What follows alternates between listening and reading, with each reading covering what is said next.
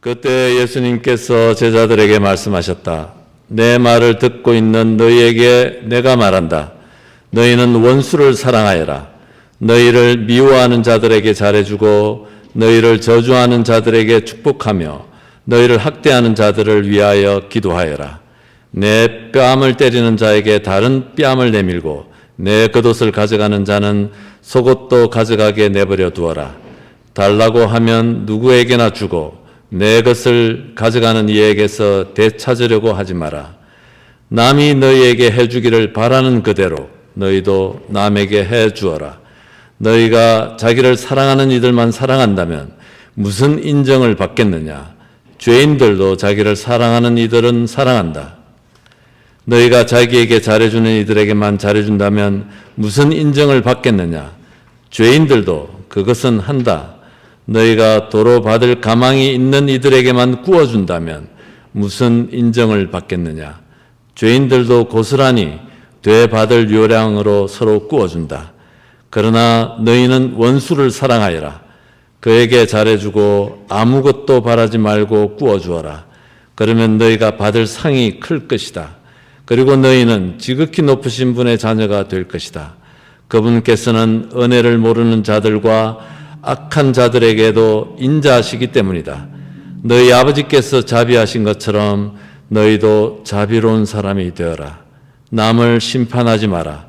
그러면 너희도 심판받지 않을 것이다. 남을 단죄하지 마라. 그러면 너희도 단죄받지 않을 것이다. 용서하여라. 그러면 너희도 용서받을 것이다. 주어라. 그러면 너희도 받을 것이다.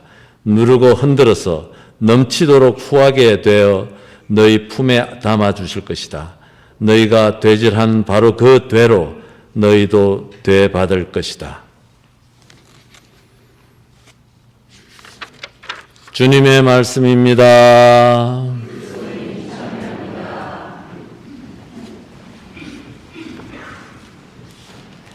참 예수님,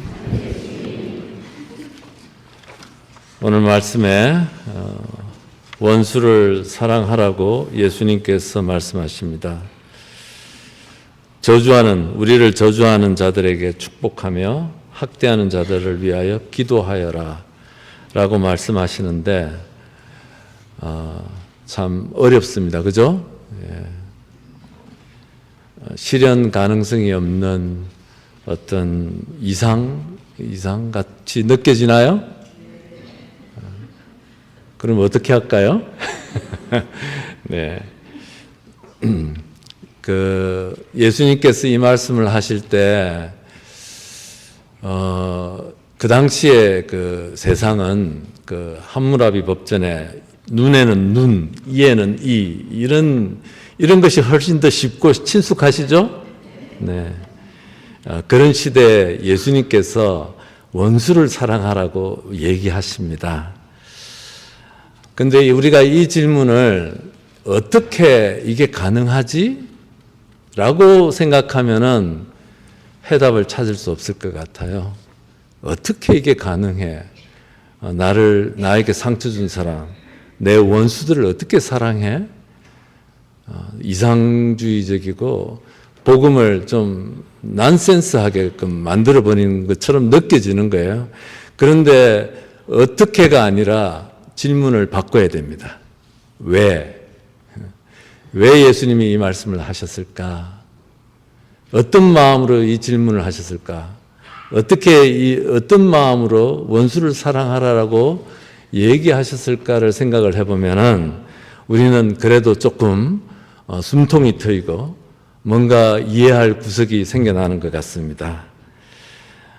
예수님의 마음은 나에게 상처를 준 사람, 내 원수들, 이 사람들에 대한 원망과 불평과 불만과 증오심으로 우리 모두가 그것을 당했던 과거뿐만이 아니라 지금 현재도 미래도 그 마음속에다가 칼을 품고 원망을 품고 살아가기를 예수님께서 원하시지 않으셨던 것 같아요.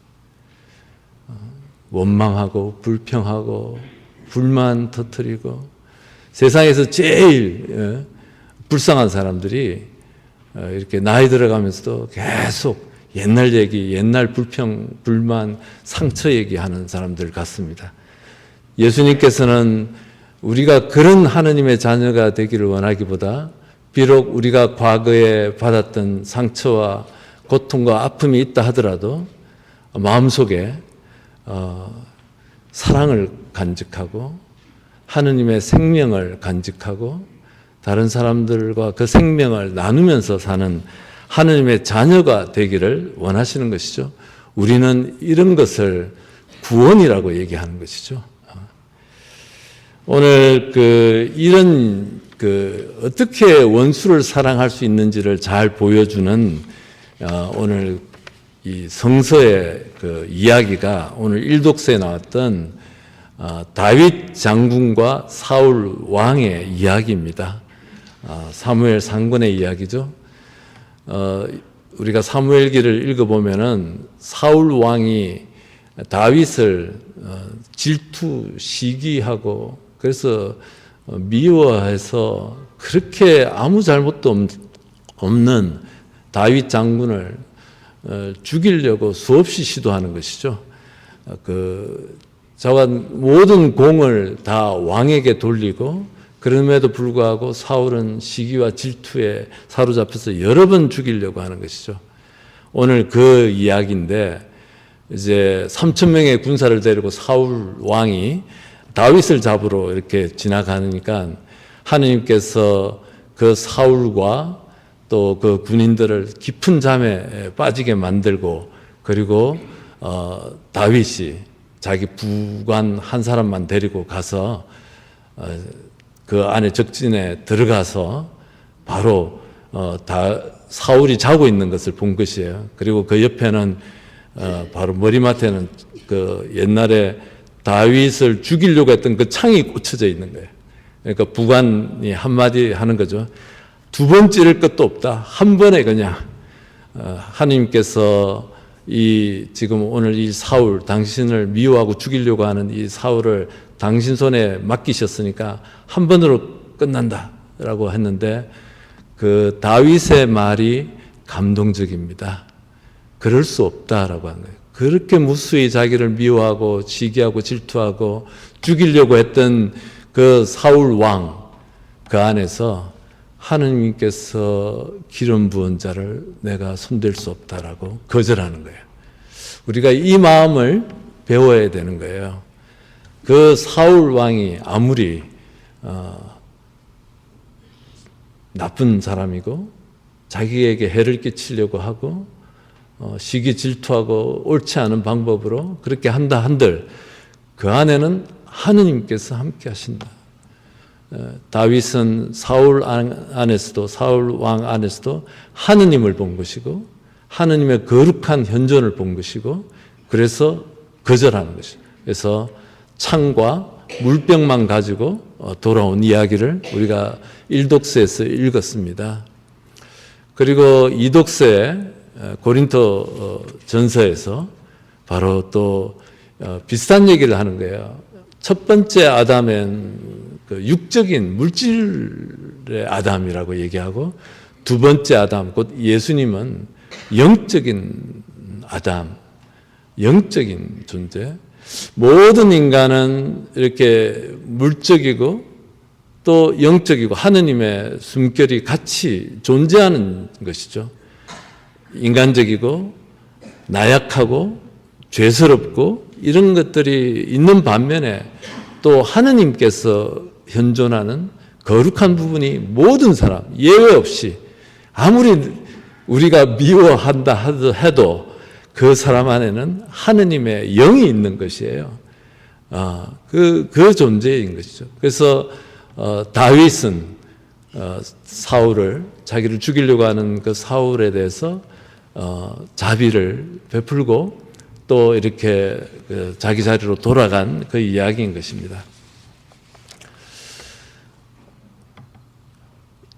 우리는 이 질문, 원수를 사랑하고 우리를 미워하는 사람, 저주하는 자들, 우리에게 상처 준 사람들, 이런 사람들을 위해서 기도하고 잘해주고 사랑하라라는 이 말씀을 어떻게라는 질문이 아니라 왜, 예수님은 어떤 마음으로 이 말씀을 하시고 또 우리가 어떤 사람이 되기를 원하시는지를 우리가 알아들어야 되는 것이죠. 그것을 위해서 예수님께서는 이 세상에 오셨고 무엇보다도 십자가의 길을 통해서 우리에게 정말 죽임을 당하시면서까지 온갖 모욕, 조롱과 침뱉음과 뺨 맞으시는 이 순환의 길을 가신 것이죠. 우리는 성당에 또는 교회에 다니면서 우리가 뭐 좀 더 하나님께 더 얻으려고 다니는 것이 아니라 뭐 그것도 없지 않아 있겠죠. 그렇지만 더 근본적이고 핵심적인 것은 우리가 감사하고 사랑하고 생명을 나누는 삶을 살기 위해서 성당에 오는 것이에요. 우리가 미사 때 기억하는 예수님의 최후의 만찬과 그분의 온 생애에 대한 우리 말씀들을 통해서 배우는 것도 그것인 것이죠. 생명을 배우고 그분의 사랑을 배우고 그분께서 모욕과 수치와 그리고 조롱 속에서도 사랑하셨고 끝까지 사랑하셨고 끝까지 그 사랑을 간직한 채 십자가의 길을 가셨고 죽임을 당하셨던 이 모든 것은 우리가 어려운 일을 당하면 참고 견뎌라라는 메시지만 있는 것이 아니고 우리가 이 세상 안에서 사랑할 수 있는 존재가 되기 위한 것이에요. 많은 경우에 우리가 상처받고 또 미움받고 이렇게 되면은 우리 안에 그 분노가 부글부글하고 어디 가지도 못하고 밤잠도 못 자고 그리고 내 안에 가득 차 있는 이런 부정적인 그런 것들이 입 밖으로 나오고 행동으로 나와서 온통 주위를 어둡게 만들고 그런 하나님의 자녀가 되지 말고 와서 예수님을 바라다보고 그분께서 걸어가셨던 그 십자가의 길, 그 사랑의 길을 보면서 위로받고 내가 사랑할 수 있는 사람이 되게 하기 위해서 우리가 미사에 오고 영성체를 하고 그분과 일치하는 것이죠. 모든 것이 그것에 초점이 가져 있습니다. 그래서 우리가 오늘 그 원수를 사랑하라라는 정말 가능할 것 같지 않는 불가능해 보이는 어떻게 그게 가능해?라고 우리가 삶 속에서 질문할 수 있지만 왜 예수님께서 왜 이 말씀을 하셨을까? 어떤 마음으로 우리에게 이 말씀을 하시는지 우리가 깊이 알아들어야 됩니다. 우리가 신앙생활 안에서 예수님을 만나고 그냥 만나는 것이 아니라 깊이 만나야 돼요. 그 마음과 사랑을 깊이 알아들으면 들을수록 우리는 바로 우리가 정말 우울하고 불평불만하고 이런 사람들이 아니라 사랑과 생명을 나누는 그 삶으로 우리가 한 걸음 다가가게 되는 것이죠. 우리가 그 삶으로 초대받은 사람들입니다. 그래서 우리가 이 자리에 왔고 영성체 하는 것이고 여러분들의 이 소중한 주일날 오전의 시간들을 이렇게 하느님 말씀과 함께 하느님의 살과 피와 함께 우리가 지내는 이유가 거기에 있습니다. 그래서 그분 삶 전체를 더 깊이 바라다보고 또 성체성사를 통해서 우리에게 오시는 그분의 사랑, 그분의 마음을 이렇게 깊이 마음속으로 받아들이는 그런 미사가 되시기 바랍니다.